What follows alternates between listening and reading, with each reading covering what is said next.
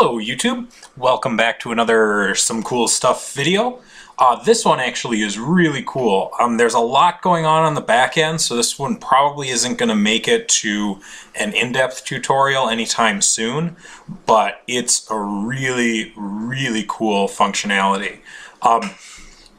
So this is actually based not entirely in Dynamics AX. We've got an SSRS cube, and the cool thing is an SSRS report that reports out of that cube in a extremely functional way. This actually is AX data, but it doesn't have to be AX. So you could use this in any environment that you have a cube in SSRS, and it's just incredibly general. So let me pull this up here and I will show you what we're looking at. So I have this report called sales graphs. I'm going to go ahead and open that and let it run. Oh yeah, it doesn't show up. One thing about SSRS, SSRS is extremely non-functional in Google Chrome. I think that's probably by design. Google Chrome does have this thing called IE tab, which I highly recommend if you have anything in your environment that only works in Internet Explorer. You basically hit this button and it will re-render your page using the Internet Explorer engine, and then it will just show the output of that engine inside of the Chrome window. So that's a really good user interface hack. It's called IE tab. You can set certain patterns to open in IE by default, so that's really nice. Side note, highly encourage IE tab. Anyway, so it's showing up now that I'm rendering it in Internet Explorer, and you can see here now I've blurred out some of the data here. I'm not going to show you how much this company made this year or whatever, but you should be able to see the main thrust of what this report's trying to do. It's breaking down by default. It's graphing the amount by product line for each year. And what the cool thing about this report is basically how general it is. Actually, the initial use cases, they wanted this particular report, but I thought, well, we have the cube, we have all these cube dimensions. Why would I limit them to only slice and dice it on these things?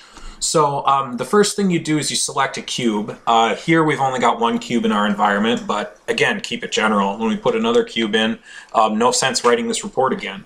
So actually this, if I gave you the code for this report, you could throw it in your environment, make a couple of, basically create a couple of data sets that this thing runs on the back end, and then any cube you put in your environment, you're just going to have it be selectable. So without even changing this report at all. So anyway, you select the cube, by default it's that one. And then there's basically everything else here is either a group by or a filter by. So there's one thing, so date filters aren't great in cubes because you're not picking usually a specific date, you want to pick a range. Usually the user wants to pick that range from a calendar like this. So I have basically a date filter in 3 parts. You choose what field you're filtering on, and this is a list of all of the fields in the cube. And so in this case, I've got an invoice date in the cube. If there was some, customer create date or whatever that they wanted to filter by, you could do that. And then here you've got your from and to, and you can also hit null, and null from blank to would be everything from the beginning of time to the new end. Okay, I'm just going to reload this thing. Just to get the defaults again. That was slower. I should have just typed in 1110. Anyway, so that's just a date filtering that you can use there. And what that's going to do is it basically converts these dates into the appropriate date field so that the cube can filter that. And then to begin with, I have an initial filter, so the user can pick something they want to filter on. Right now I'm just taking all companies, but you can see that I have a list of all companies I want to do. And then I have graph by and group by. Graph by basically means I want a separate graph for each year, and I want to group those graphs by product line name. And then I have the measure that I want to do. These are all the measures in the cube. So basically, if they want to see it graphed by, commission or margin versus amount, they can do that easily with one click. I'll explain other percent in a minute. And then I just have an additional filter here for the users to use if they want. So if you want to say, particular items. I could click item ID, and then I could filter this out based on various item IDs. But instead, I guess I'll just leave that to all. That's fine. I'm going to go ahead and view the report. And I'm not in IE tab anymore. That was my bad. Okay, so I just want to show you just kind of simply an overview how this works. I'm going to go ahead and just select one particular company, and then I see that same breakdown. You see it's different for this company. I've blurred out the numbers in the groups, but you can see that it's definitely changed there. It's with a different company. Everything that you've decided to graph by, you filter on. So actually, let's suppose that I wanted to see this by company instead of by year. I'm going to go ahead and do that, and then I do have to take this filter and take that off of company, but that's okay. That's a minor thing. And so then you can see here the unknown company actually doesn't have any data in it. That's just down to my cube structure. There's some records that have an unknown company. It's something I have to fix on the back end. But you can see the other companies there. They're broken down by company now instead of being broken down by year. And same thing with the product line name. If I wanted to break it down by company, and then let's just do year. Why not? So instead of doing each graph per year, I have each company and then the breakdown per year. So what's especially nice about this, I wanted to explain one more thing here too. I've got this this other percent thing. Basically what that is if you break down by something that's really granular, you'll have a lot of like 1% and 0.5% all tied up in here. This other thing basically just says group everything that's less than the other percent into a single thing. So take a look at this graph. See how I have this 8% and this 7%? I'm going to change the other percent to 10 and view that report. And view that report, and you can see that it grouped those two together into an other, and it ended up being, I have another 15% here. So that's useful. I keep it at 2 by default just so we don't have a lot of tiny little slivers gumming up the sales graph. And one more quick thing too, I can also do a pie chart or a bar chart instead of a pie chart, and it's basically the same data on the back end. It's just displaying it in a different way. So there is that. Now I'm going to go in and I do want to show you just how easy it is here.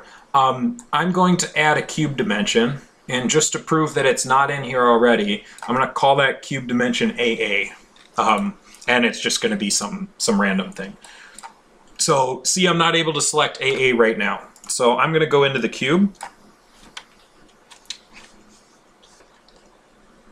Okay, sorry about that. I just had to investigate a little bit of what was going on. I had changed my password recently, and this cube wasn't deploying, so I had to reopen it and do a little magic to get that working again. None of that had anything to do with the report. I just want to show you again here. If I'm going to refresh this same report, I don't have anything called AA in here. I'm going to just add it to the cube. And I'm not going to be changing that report at all. It's just going to pick up my new dimensions. So I'm going to go into, I guess, header, why not?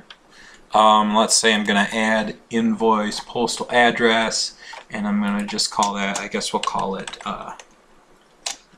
A underscore. That way it just goes to the top and you know it showed up and wasn't there before. Save it, process cube, yes, fine, run. That's just going to run through and process the cube. It doesn't take too terribly long. There's not a whole lot of data in there. This cube, by the way, it just takes some data from the old system that they didn't bring over in terms of sales orders, and merges it with new data. Okay, so now I'm back in here, and it hasn't actually refreshed yet. I just have to go out and open the same thing again, and now you can see that I have AA invoice postal address as an option, and of course all the addresses. Now those are rec IDs, so that's not something that's particularly useful. But what's incredibly useful about this is that if you build all your reports on this kind of a framework, then you don't need to change your reports at all when you add new dimensions to the cube. So if someone says, oh, I want to see this financial dimension on, you know, on this report, as soon as you add that, now everyone who has one of these reports has access to slice and dice their new report by that. So that is the cube report. And if you like that, make sure to like, comment, and subscribe. And maybe at some point I'll get into an in-depth analysis on this one. This was quite heavy to build, and you're not technically really supposed to be able to do this with SSRS, but it works really well. It's a little kludgy on inside of it, but users have been using this for a long time without any issues. So this is definitely something where the functionality is worth a bit of ugliness under the hood.